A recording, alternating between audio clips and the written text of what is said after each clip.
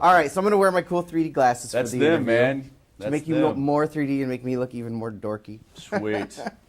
So, all right, so on all the posters it says date movie, right? Like this is like the fucking awesome Valentine's, we promise you'll get laid movie, right? Like, what do you think people should expect to get out of this date movie? Well, you know, it's the studio would love to make it a date movie, and I think it is that. I think people are going to be able to, you know, the kids are going to be able to go and enjoy this with their girlfriends and have a good time. But I also think, you know, for the good old horror film buffs, I think this is it pays homage to that kind of throwback slasher movie, and to do it in this kind of a, you know, advanced technological way, the 3D. You've obviously got the glasses on right now, so it's not that old like paper glasses with the red and the blue lenses. I mean, this is some new cool shit. So it's fun, man. Go see it. You know, and it's a lot of fun. This movie is fucking awesome. Yeah. Now, when you got in this movie and you heard Tom Atkins was involved, do you know like how much all the horror buffs love this guy? Oh, he's an icon. Like, he's fucking huge, and we were all like, which is great. Do we get to interview him? Oh, we get Jensen. Yeah, I'm sorry. I'm not Tom. But, that's okay. You know. Cool. Yeah. In fact, I walked out of the theater with him last night, and I was just like, man, Tom, buddy, Tom. And I got to say though that his demise in this film is epic. I think that's probably my favorite one. Got to be. That one was. It's got to be. There's a lot of good ones though, but there's some good, but that one just resonates. That one is the most awesome for sure. And there's already like pictures online and like in magazines, so it's like, well, all right, it's gonna get spoiled early. But I won't do it, but like, oh, dude, that one was so fucking cool. So great, and it opens with Atkins too. So you know you can't go wrong when you're opening a horror movie with Atkins. Well, and you know what was kind of interesting was you start with the heart around his head, and I'm like, all right, this movie's gonna get goofy, and it doesn't. Yeah, I thought the same thing. In fact, when I saw the first time I saw the screen, they screened it for me about a month ago, and that did the hard thing, and he turned into it, and I was just like, oh no, oh man, what have I done? But then it just took off, and I think Patrick, because I know his crazy mind works this way. He wanted to throw people a little curveball there and be like, I'm going to set it up to be really, really cheesy, and then I'm going to knock him over the head with a pickaxe. Literally. Yeah. Which is awesome. Yeah. Now, okay, so I have to ask the supernatural questions. Do you have a bet going on what's going to make more, Friday or this? No, I think he knows better than to bet against me. So it's really. I'm just kidding. No, no. I mean, we're very supportive of each other, and there's no competition. If there was competition, I think that would lead to maybe something that wouldn't work. So you know, we keep it pretty solid.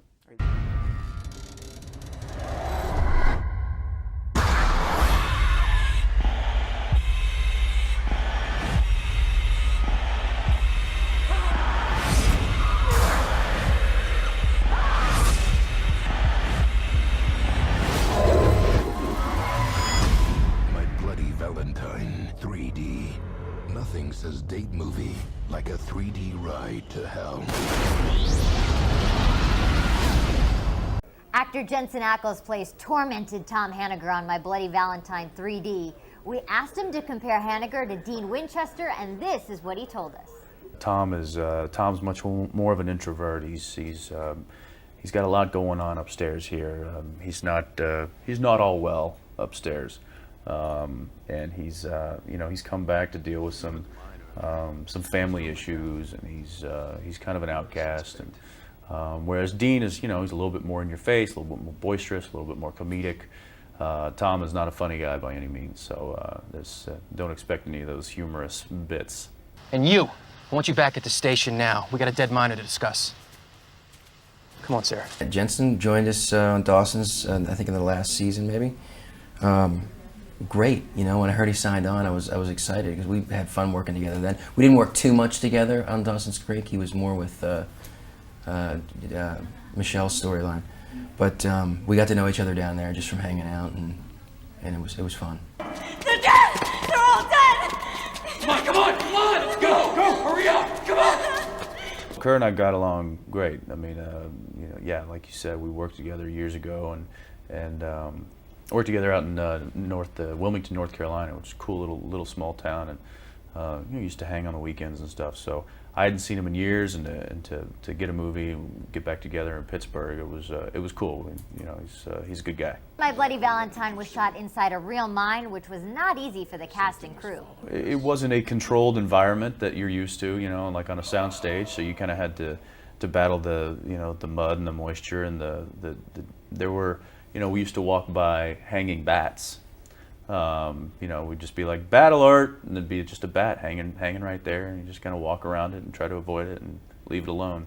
The 3D makes the film watching experience like so incredible. I mean, you have things that are like literally right in your lap and in your face and like flying at you, and it's just like you like marvel at everything that you're seeing, you know, because you've never seen anything like this before. It's not like the old kind of 3D with the red and blue glasses. It's like a whole different thing, and so I'm just really excited for the future of 3D, that we have the first film out with this new format, and I'm excited to see what the audience think about it. Technical things such as the lights are, you know, much brighter and requires a lot more light to shoot in 3D. So it's hot and it's bright and you have to deal with that. And it's just a longer process, you know, it's a relatively new way of making a movie. So things are still a little bit slow, everybody's learning how to do it. It's a little different as far as you know, the format goes from like camera angles and stuff. So you had to amp it up a little bit just to because there's more of the world being seen. So kind of had to fill up that space, almost like being on stage. Be sure to check out Jensen Ackles' performance on My Bloody Valentine 3D, and Supernatural's also back with brand new episodes this week, so don't miss it. I'm Jessica Holmes, and I'll be back soon with more of your CW Source. All right, so all you CW Source fans out there, make sure you check out My Bloody Valentine 3D.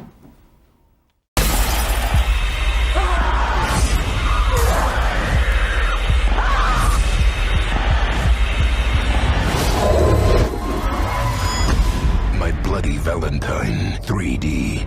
Nothing says date movie like a 3D ride to hell. Town, and one of the things when you think of coal and your steel mill, of course you think of Pittsburgh, and now you've tarnished that for life with this movie. Yeah, I know. Yeah, you're welcome, all those guys, those the volunteers that came on and helped us. I got to start off before we talk about Bloody Valentine. My sister Lori and I are supernatural freaks. I mean, every week, did you see Supernatural? Nice. And I'm not a horror fan. I hate horror movies, and I was present for the entire movie. I didn't see a lot of it because luckily with an axe pick swing, right. I would know enough to close my eyes or not look because I get it. But Supernatural has been really bloody this year, which has kind of prepared me for this movie. You know, good. Exactly. Yeah, it's like an appetizer to the main course. Absolutely. And one thing when you talk about the 3D, as people think of 3D, of things jumping out of the screen, which happens here, but there's also, it's just a beautiful film, like depth of field. I just was so amazed that it just looked like you could stick your hand out and everything had, it was so real looking. Yeah, it was very tangible like. Yeah. And I remember after I was saying the first time I saw it, I wanted to see everything in this format. I wanted to see, sports and news and everything because it's such an engaging format. Dude, can you imagine football in 3D? That's what I'm saying. I know, it could be like with this thing. I'm surprised like Mark Cuban hasn't gotten basketball in 3D yet. Right. Which, I'm sure he will. But yeah, sports in this would just it'd be crazy. No, with the element of a horror movie, one of the things you have is everyone's a suspect. Yeah. I mean, your character could be the bad guy, could not be the bad guy. Do you play that as an actor? Do you always give that edge, like, it could be me, it could not be me? I think that was a big plot of the show, or a big plot of the film was the fact that there had to be several suspects. There had to be, the audience had to be constantly kind of changing. Well, it could be this, and that's hard to do with today's audience because they're, I think they're a lot more savvy as far as like picking out the tells or, not letting the hook at the end of the movie really get them.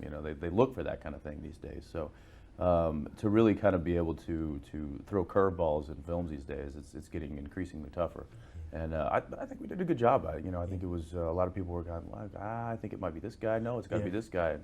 And I had a few people after the premiere last night come up to me and was like, I didn't think this, man. And then they came and it happened, and then boom, you got me. Now, do you think Harry could be the next Jason?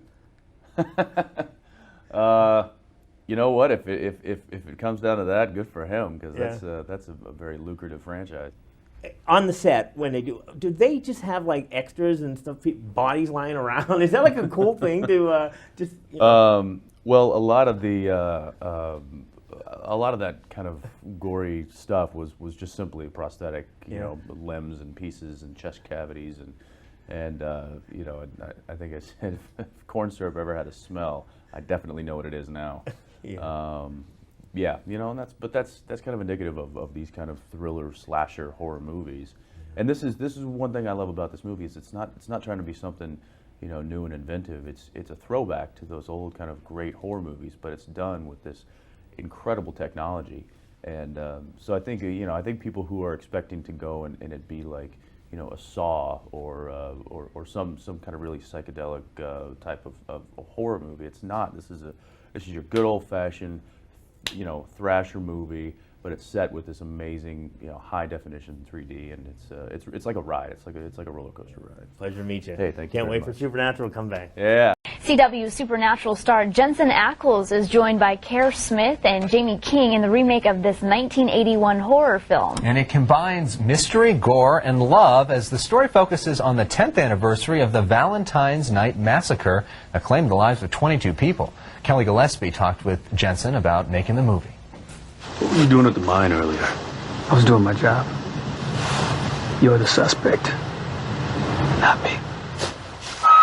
My Bloody Valentine, having it come around this time and in 3D, I mean, this just changes it so much in the sense that it's right there, you're part of the story. What were your first thoughts when you knew that they were going to present it in this format? Well, I was psyched. I mean, I think it was one of the biggest draws for me anyway. When they said, you know, 3D, I was like, ooh, really? And I don't know, I guess I'm just kind of a technological junkie, and anything that's like, you know, kind of cutting edge or advanced, I'm always kind of a nerd about. And even though, you know, there is that visual side of it, there's a real story to it as well, and the kind of the love triangle between your character and Axel and Sarah. It was great. I mean, Kerr and I have known each other for many, many years. We worked together a long, long time ago. So he and I just, I mean, fell right back into it. We're easy, you know, get along easy. Jeymi was just horrible to work with, horrible to look at. No, she's a beautiful girl inside and out. It worked out really, really well, and you know, we piled in as much of a storyline as we possibly could in a you know, a genre movie like this.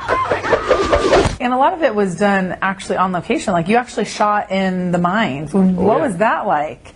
It was a little crazy at times. You know, it was the fact that we were shooting in actual, you know, natural surroundings, and we had all the crazy elements of, you know, all the safety issues. Everybody had to wear hard hats at all times, and you know, we'd hear ceiling pieces crash in the, you know, deep in the mine, and be like, what was that? Oh, it's just not. It's fine.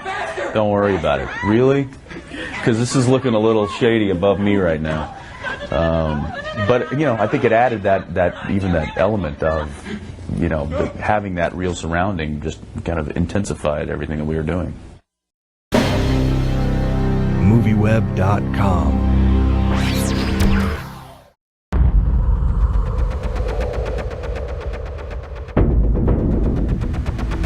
Exactly what did you see? Something was following us.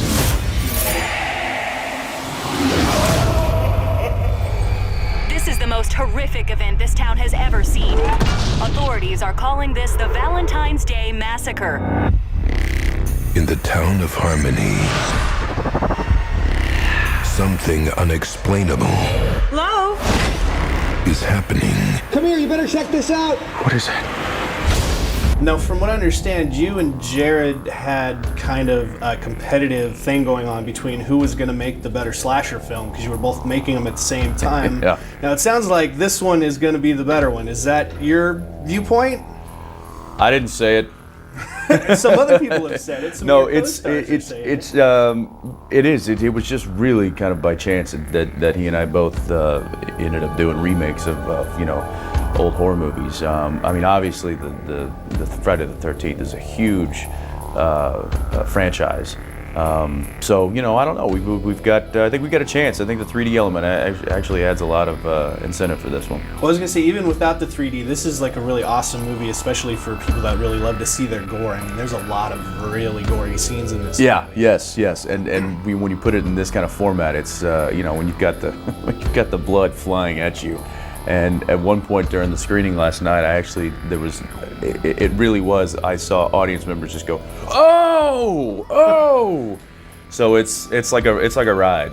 Now, I want to know, what do you think makes Harry Warden such an iconic character in this film? Well, you know, I think he's always sat right along with Jason and Michael and Freddie. You know, the thing I love about Harry Warden is that he's mortal. You can knock this guy down, you can slow him down.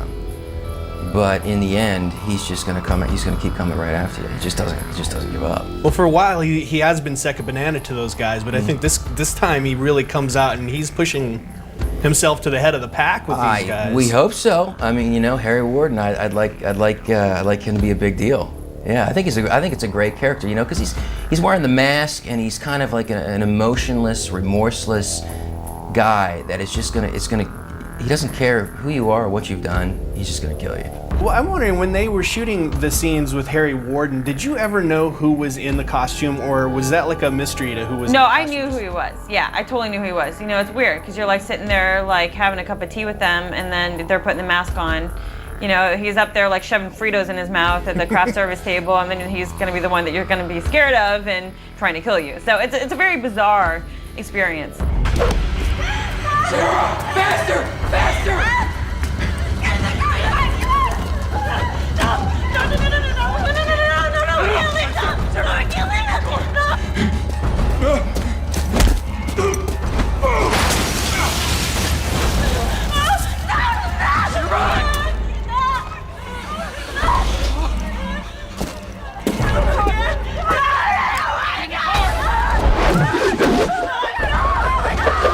I want to know, what is the audience supposed to make of a movie where a pregnant lady gets her heart brutally ripped out of her chest? I mean, this is one for the gorehounds, I think. Yeah, that's you know, I never really thought about the fact that she's pregnant. Well, you actually know what? You don't know that. She could be lying to me. She's a little bit of a psychopath. I was kind of thinking that she might be a little bit manipulative. Yeah. I don't know. Hey, I mean, you saw that. That was pretty bloody. Yes. I mean, when she's, you know, sitting down there in the alleyway, that whole thing. Well, actually, it was half. The bottom half of her body was actually her, and the top half was a mannequin. Well, that's weird. So they have her real leg sticking out and this thing sticking on her chest? She's sitting inside through the wall. Her legs are sticking out through the wall. So it looked very, very real. Now, did you have one scene in particular that's one of your favorites that you're really looking forward to the fans seeing, especially since you saw it last night? I got to say, Tom Atkins, when Tom Atkins meets his demise in the film, it is epic. Is that the jaw? Yeah. That's my favorite kill for sure. There's nobody here, Sarah.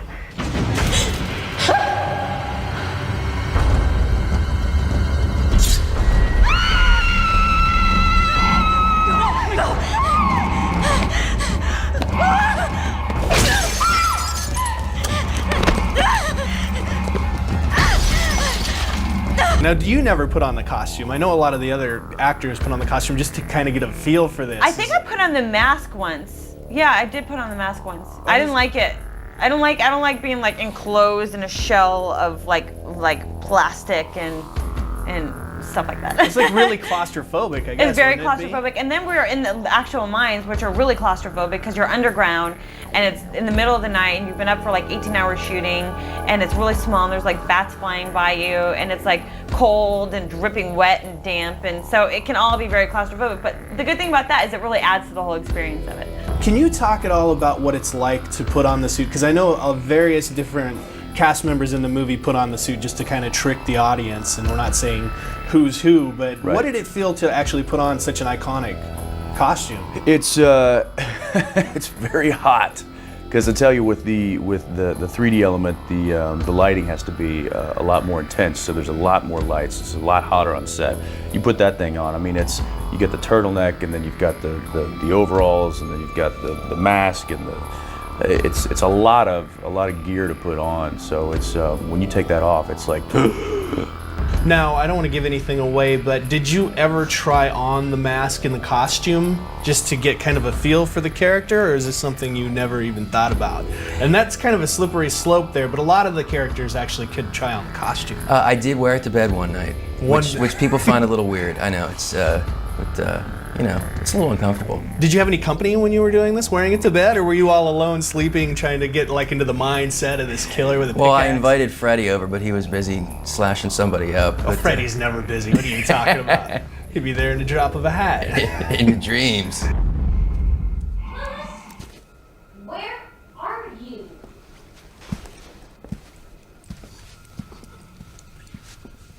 Louis? Where are you? Stop hiding from Mama. Honestly.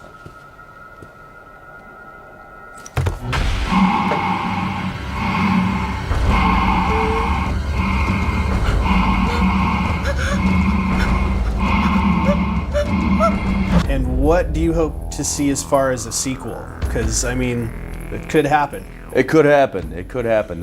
We shot a few different endings, and I won't tell you which one happens, obviously the audience, but they ended up setting up an interesting ending. So, yeah, sequel, it looks like it's a possibility. I don't know. We'll see what happens. Now, do you have an idea for how you would like to see a sequel play out? I mean, is one of these love interests going to get psychological help? Are you going to be there for him? I don't know. You know, my thing is like I'm very present in what's going on right now, so I'm so focused on this one that I feel like I need to wait to see. I don't want to get my hopes up, like, or down or whatever. Like, I like to see how the movie does, and if they do a sequel, then he'll get my 20 annoying phone calls a day like he did on this one.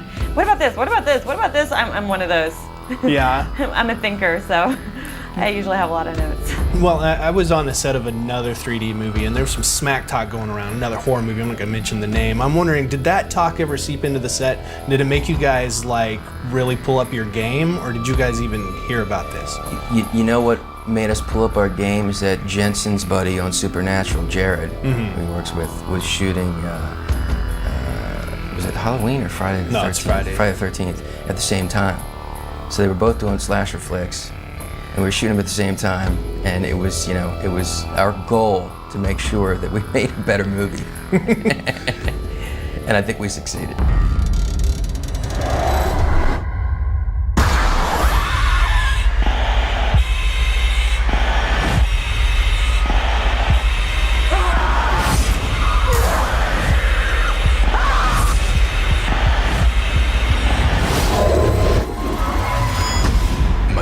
Valentine 3D. Nothing says date movie like a 3D ride to hell.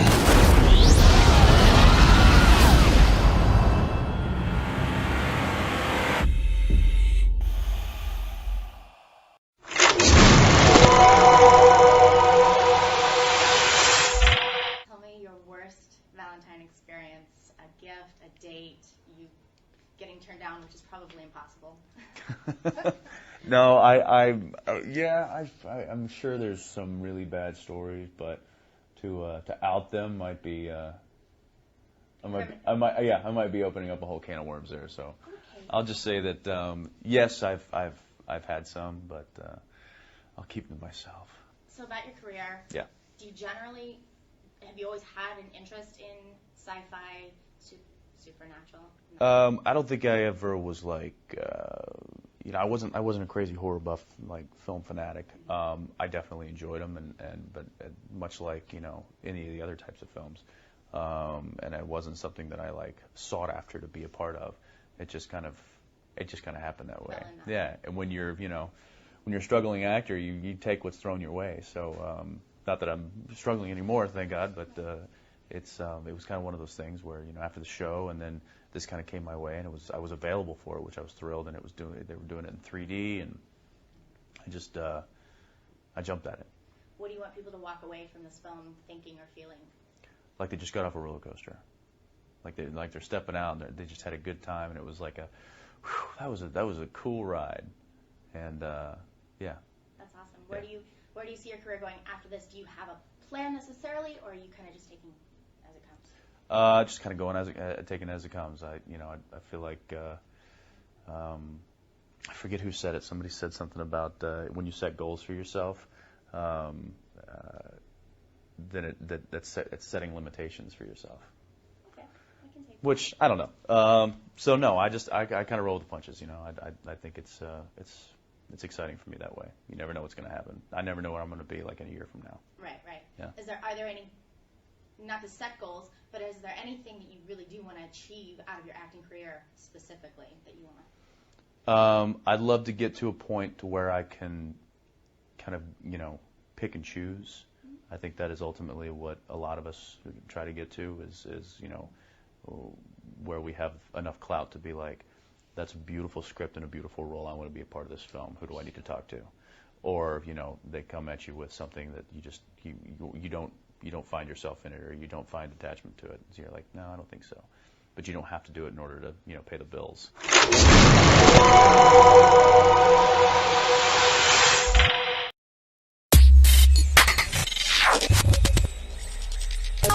The character Tom's got a lot of kind of complicated emotions going on inside, and a lot of reasons for why he came back to Harmony. Can you talk a little bit about what drew him back home? I don't know if it was so much as being drawn back home as more of just, kind of owning up to some responsibility that was long overdue.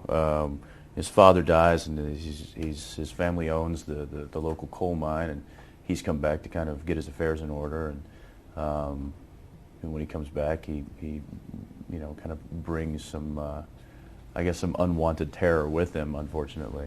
But not knowing where it comes from, it kind of leaves you unsuspected, or it's kind of unsuspecting as to where where the killings are coming from. So, it's one of those things where he comes back, he's hoping to get in and out, but it didn't work so much like that. Well, he also has a sort of a romantic subplot going on there when he gets back home. Can you tell us a little bit about the girl he left behind? And back, 10 years prior to when the present day of the film, their last year of high school, and Tom and Sarah, played by Jaiime King, are boyfriend girlfriend. This big tragedy happens. Tom takes off. Nobody hears from him for about 10 years. So he comes back, and it's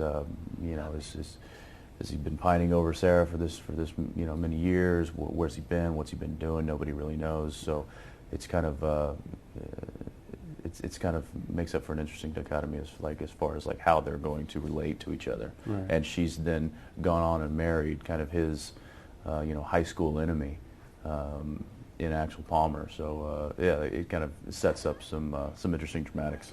Was there any particular kind of technical challenges as an actor shooting a movie in 3D? Things that you had to do different than normal? Not necessarily. I think the main thing for me was just noticing that everything was shooting in a much wider shot. I think the largest lens we had was a 70 millimeter, which is not that big.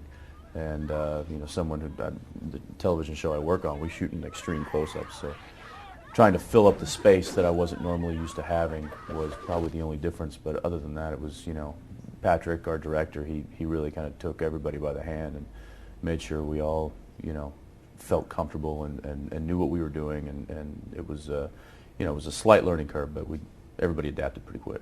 Now, a lot of comic book movies are covered on our site, and you were on Smallville, and has there been any kind of, have you been approached at all about any sort of comic book films or any roles like that since No, on Smallville? Or? I think I've fulfilled my comic quota.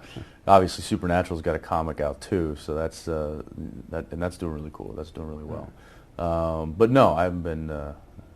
There's a lot out there, but not yet. We'll see.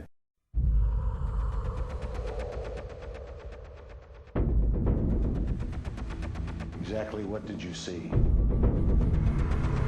Something was following us. What made you interested in making My Bloody Valentine 3D? 3D. 3D. That's a good answer. It really is. It's you know, I mean, obviously, I do a television show called Supernatural, and it's doing a horror movie basically every week. Right. So you know, you wouldn't think that I'd want to do that on my 3 months off. But when I heard who was attached to the movie, and I heard that they were doing it 3D, I was like, send me the script. I want to read this. Your career has been mostly supernatural, starting with your mother Milena in Days of Our Lives, and you're the son of Satan in Devar in Supernatural, and now this one. You're the Scream King. Well, I don't know about that, but yeah, it's definitely lent itself to being more in that genre, and I don't know why. It's just the way it's happened, I suppose.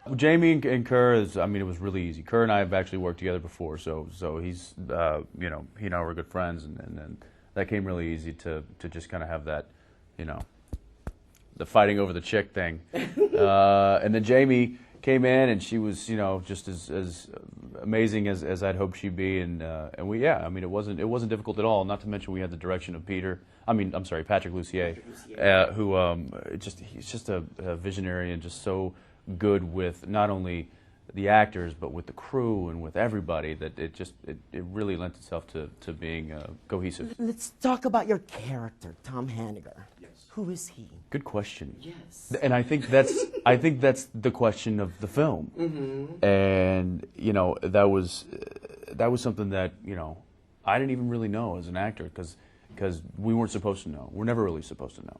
We know he's, he comes from a blue-collar family. His dad owns the coal mine. He works down the coal mine, gets into a big accident, can't handle the pressure, becomes an outcast of the town, skips town. 10 years later, he comes back. Father's dead. He's dealing with the, with all his assets and with all the issues, hoping to get in and out of there before, anybody notices him. But his, he just gets sucked back in, and unfortunately, his demons have followed him. So, I want statements from the both of you, and you. I want you back at the station now. We got a dead miner to discuss. Come on, Sarah. Come on, gentlemen. What were you doing at the mine earlier? I was doing my job. You're the suspect. What is your favorite 3D moment of the movie, Mr. Jensen? I gotta say when Tom Atkins gets killed in the movie, when Sheriff Burke. I had to do like this. Yeah.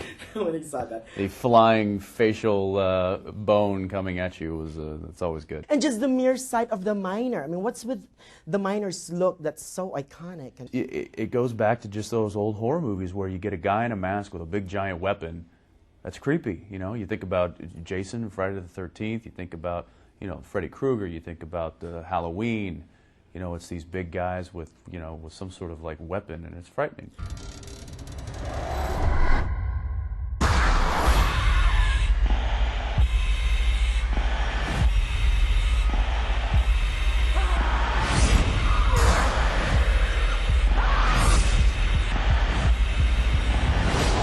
Perfect date movie, you got to go see it. This 3D element, it's not your grandma's 3D. I mean, we're talking new, high resolution technology. It'll blow your mind. Thank you so much. Thank you.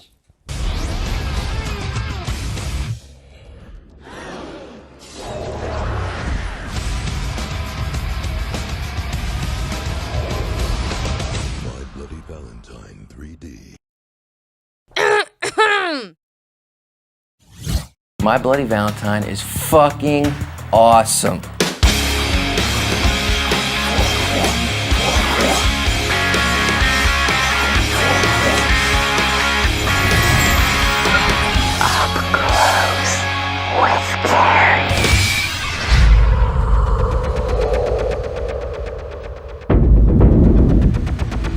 Exactly what did you see?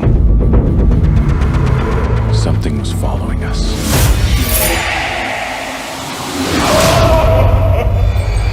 This is the most horrific event this town has ever seen. Authorities are calling this the Valentine's Day Massacre. It's fucking a pretty sweet film. Right? Yeah. How much blood and guts could we really fill up in 3D? Quite a bit. I think it was a treat for us to just be able to see you in 3D. Oh, thank you.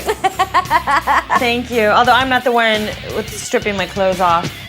But didn't she look amazing? She looked amazing, and Homegirl my was like, God. no robe. She was like, whatever. I look so hot. How is it that you got out of doing the 20-minute full frontal scene and it got given to the other girl? Something about the teenage boys wouldn't show up nearly as much for me frontal nudity as they would for Betsy Ruth. Son of a bitch. Yeah, do you believe that shit? It took some serious balls to do that. And she was committed.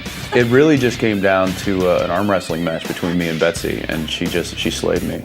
Yeah, she looked like she could probably kick some ass. But she did it completely naked, so I was at a disadvantage. There's no way in hell I would let my husband near a girl that hot. I'd be like, bitch, stay away. Kind of romantic in a sick kind of way. Actually, I'm wondering though, did you talk to her about her choice of pubes? Because I did actually. There was a pube conversation. And how did she come to the landing strip? Well, you know, I talked to her about the triangle, and I talked to her about the landing strip, or just go full bush. And she actually asked me, you know, Kerr, what do you think I should go with? And I said, well, personally, I'm a tiny landing strip type of guy. Ooh, just a little line. Just a little bit, yeah, about that. Like the little pencil stash. Just, yeah, that's a perfect actually. She went with a little bit wider, as you could see. She did, yes. You know, you could land a Boeing on that thing instead of like a little Cessna. But It's actually true, but she didn't want to go full 70s, huh? no, and I'm glad she didn't. It just would have been gross. In the town of Harmony, something unexplainable Hello? is happening. Come here, you better check this out. What is it? There are films that should be made in 3D, and there are films that should not. This one was definitely good. This one was a good Better in 3D. A good 3D moment. We were discussing some films earlier that should not be 3D, such as Bridges of Madison County, Brokeback Mountain. I would have enjoyed that one in 3D. Really? Yeah. Really? Yes. Is that wrong? How about a little porn in 3D? I'm thinking porn in 3D Yeah. is definitely. Why don't we do that? I think that should be something that we should put together. Bastard. Bastard. Maybe are these 3D cameras? Can we make this work right now? What are we doing next? Let's do this. I'm pumped. I like fucking personally. Holy shit.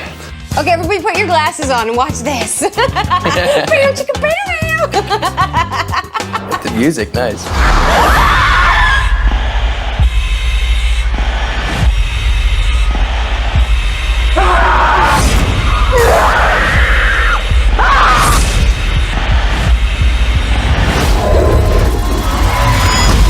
My Bloody Valentine 3D.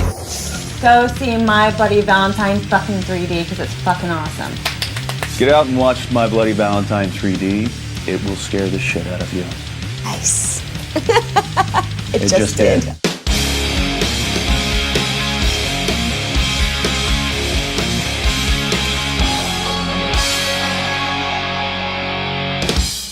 .3D bush, I never thought of that. As of January 20th, everybody's got to wax because no more bush. Nice. I like that. No more bush. Who's your daddy?